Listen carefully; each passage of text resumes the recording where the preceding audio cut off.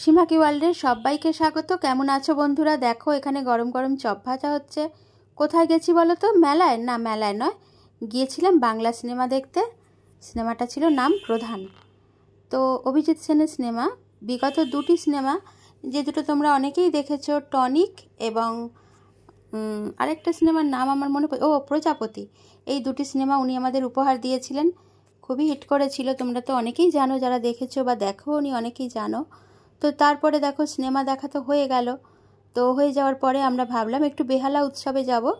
তো cinema hall থেকে বেরিয়ে আমরা রাস্তা দিয়ে হাঁটছি। তো হাঁটতে হাঁটতে বাজার পড়েছে, পথ চলতি বাজারে একটু ক্যামেরা করে নিলাম। তো আর ওই বেহালা উৎসবটা হচ্ছিল ব্লাইন্ড স্কুলের মাঠে, বুঝেছো? আর এখানে দেখো মাছের দোকান, মাংসের দোকান রয়েছে, ফল, গ্রসারি সবই রয়েছে। তা যাই হোক, আমরা ক্যামেরা করতে করতে এগিয়ে গেলাম, পিছনে ছেলেও আছে। তোমরা সঙ্গে থাকো, দেখতে থাকো। অবশ্যই ভিডিওটা দেখার আগে একটা লাইক করো, আর পুরো ভিডিওটা বন্ধুরা ওয়াচ করো।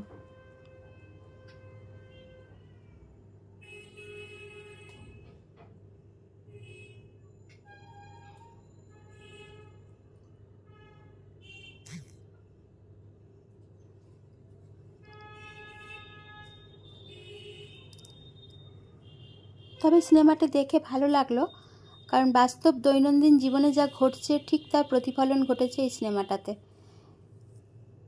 বেশি বললে হয়তো অনেকটাই বলা হয়ে যাবে। যাই হোক, তোমরা যারা দেখোনি দেখতে পারো, দেখার মতো সিনেমা।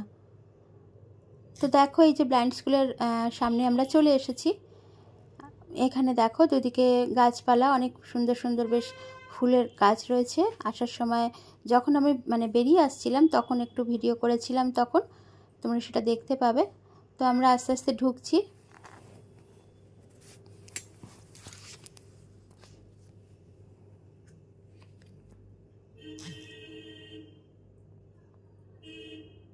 তো দেখো এখানে এসেছিল, আমি শুনলাম যে 3টে ব্যান্ডের গান হয়েছিল, যেমন ধরো ভূমি, ক্যাকটাস আর চন্দ্রবিন্দু।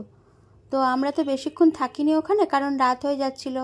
আগে সিনেমা দেখেছি, তারপরে এখানে বেশিক্ষণ আর ওয়েট করিনি। তাছাড়া দেখো গানের অনুষ্ঠান, আর ভিডিও তো সব গান দেওয়া যাবে না, সমস্যা। গানগুলি কিন্তু খুব সুন্দর হচ্ছিল, যদিও দিতে পারিনি, মনে কষ্ট হয়। সত্যি গান দিলেই তো সমস্যা চলে আসে, কিছু করারও নেই। তো যাই হোক, অনেক দেখো চেয়ারগুলো বেশ সব পরিপূর্ণ হয়ে আছে, মানুষজনের বেশ ভিড় ছিল। তবে এটা ফ্রি ছিল, বুঝেছো, কোনো চার্জ বা কিছু লাগেনি। তো যাই হোক, একটু ওয়েট করলাম, একটু দেখলাম, 15-20 মিনিট ওখানে বসেছিলাম চেয়ারে। তারপরে আমরা পরে বেরিয়ে এসেছিলাম। আরো মিষ্টি না, মিষ্টি না, মিষ্টি হওয়ার পর ঠান্ডা জল যাতে খাওয়া যায়। সুগার সিধু দেখাতে মিষ্টি কুলের জন্য একটা সজোরে করতালি, কারণ বন্ধুরা না থাকলে এগিয়ে চলা খুব মুশকিল। কাজের জিনিস শুরু করলাম, আগেই ভাগেন আপনি, কথা দিয়ে যাচ্ছেন তো। লাল পাহাড়। তো দেখো ভিতরে যখন বেরোচ্ছিলাম তখন আশেপাশের এই স্টলগুলি সব রাত হয়ে গিয়েছিল, তো ফাঁকা হয়ে গিয়েছে।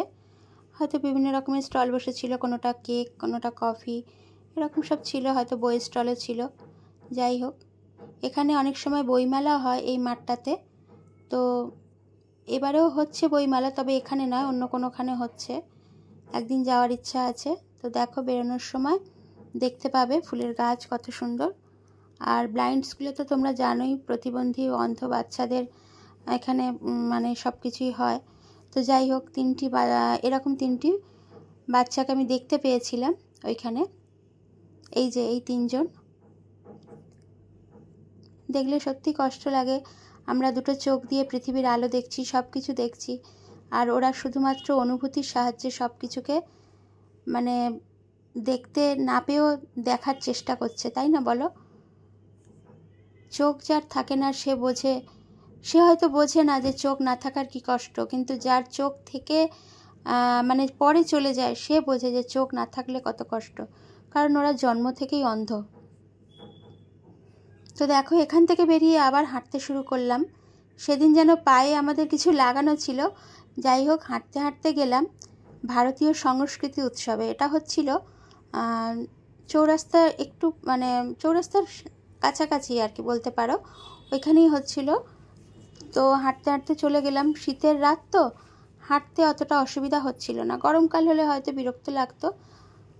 এই যে ভারত সংস্কৃতি উৎসব দেখতেই পাচ্ছ ওপরে লেখা। এটা ছিল 37তম উৎসবটা। বরিশা স্কুলের মাঠে হচ্ছিল এটা। ছেলেকে দেখতে পেলে।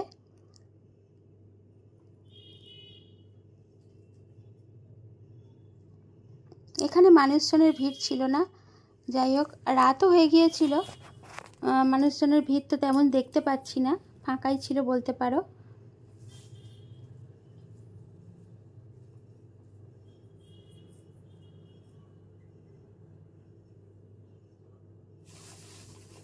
নৃত্যের শিল্পীবৃন্দ, এখন আমরা মঞ্চে ডেকে দেব মাননীয় সুব্রত মজুমদার মহাশয়কে, বিশিষ্ট সমাজসেবী।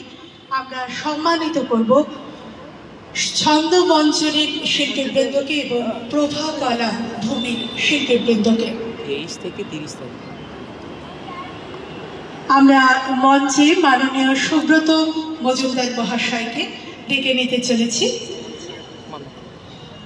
ভারত সংস্কৃতি উৎসব তার 37তম সঙ্গীত এবং নৃত্যকলার উৎসবে আমাদেরকে সমৃদ্ধ করছে বারে বারে।